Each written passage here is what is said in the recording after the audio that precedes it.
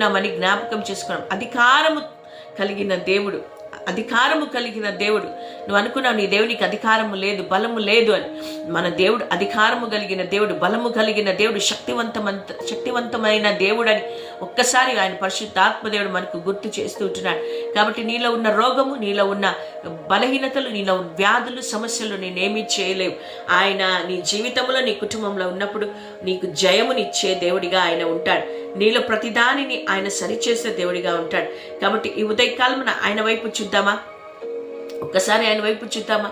అధికారముతో దురాత్మను పారద్రోలిన యేసయ్య, నా కుటుంబాన్ని పట్టి పీడిస్తున్న ప్రతి ఒక్క అపవిత్రతను తోలివేయి ప్రభువా. ప్రతి బంధకం, ప్రతి చెడును తీసివేయి ప్రభువా. నా కుటుంబంలో నా భర్తను, నా పిల్లలను, సమాధానము లేక పీడిస్తున్న దురాత్మను వెళ్ళగొట్టండి ప్రభువా. గర్భము లేక నా యొక్క కుటుంబాన్ని ఇబ్బంది పెడుతున్న దురాత్మను పారద్రోలు దేవా.